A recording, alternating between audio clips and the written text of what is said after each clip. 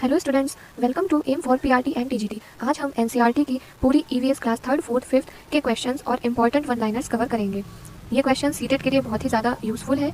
इसमें overall class 3rd, 4th और 5th NCERT की समरी दी हुई है। तो चलिए स्टार्ट करते हैं। पहला है, लकड़ी का बना पुल या झूला जिसका उपयोग नदी के उस पार जाने के लिए किया जाता है उसे ट्रॉली कहते हैं।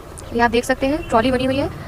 क्वेश्चन पूछा जा सकता है ट्रॉली किसे कहते हैं, तो आप बता सकते हैं। केरल में लकड़ी की बनी छोटी नाव को क्या कहते हैं, तो केरल में लकड़ी की बनी छोटी नाव को वल्लम कहते हैं। फेरी भी नाव का एक प्रकार है, पूछा जा सकता है इनमें से कौन सा नाव का एक प्रकार है। ऑप्शन दी रहेंगे तो फेरी टिक कर सकते हैं। इसके बाद है हाथी। हाथी के बारे में क्वेश्चन पूछा जा चुका है। हाथी की विशेषताएं हैं, ये बहुत ही कम आराम करते हैं, एक दिन में 100 किलोग्राम से अधिक पत्ते खा सकते हैं। ये पानी और कीचड़ में खेलना पसंद करते हैं और ये झुंड में 14 से 15 वर्ष की उम्र तक ही रहते हैं। उसके बाद ये झुंड को छोड़ देते हैं। जो सबसे बुजुर्ग हथनी होती है वो झुंड की नेता होती है। इसके बाद है खेजड़ी का वृक्ष। इसके बारे में पूछा जा सकता है ये कहाँ पाया जाता है, तो ये रेगिस्तानी इलाके में पाया जाता है। इस पेड़ की छाल दवा के काम आती है और इस पेड़ की लकड़ी को कीड़ा नहीं लगता है। तो ये भी पूछा जा सकता है कि कौन सा पेड़ है जिसकी लकड़ी को कीड़ा नहीं लगता है। उसमें ऑप्शन दिए होंगे तो खेजड़ी के पेड़ पर टिक कर देना है। तो खिचड़ी के बारे में याद रखेंगे। अब देखते हैं नेक्स्ट क्वेश्चन क्या है।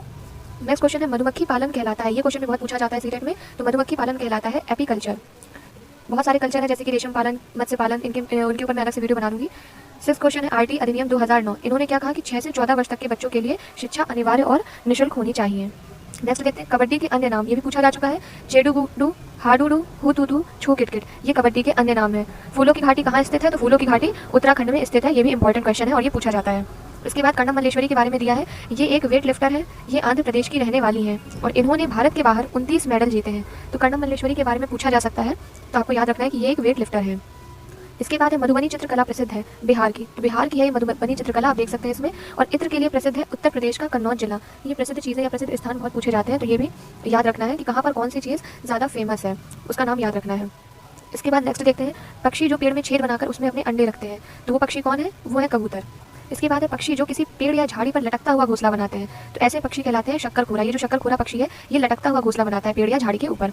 इसके बाद चलते हैं नेक्स्ट क्वेश्चन की तरफ। रेगिस्तानी ओक वृक्ष पाया जाता है, तो ये कहाँ पाया जाता है, ऑस्ट्रेलिया में। ये क्वेश्चन पहले भी पूछा जा चुका है, इसलिए ये क्वेश्चन याद रखेंगे। बिहू प्रसिद्ध त्यौहार है। प्रसिद्ध त्योहारों के बारे में पूछा जाता है, तो ये असम का प्रसिद्ध त्यौहार है। बोरा, बोरा किसे कहते हैं, तो बोरा एक प्रकार की चावल की किस्म है जो कि असम में खाई जाती है। नेक्स्ट देखते हैं, तेलंगाना राज्य का गठन। ये इंपॉर्टेंट भी है। तेलंगाना राज्य का गठन जून 2014 में हुआ था। 2004 में सुनामी से प्रभावित द्वीप समूह था अंडमान और निकोबार।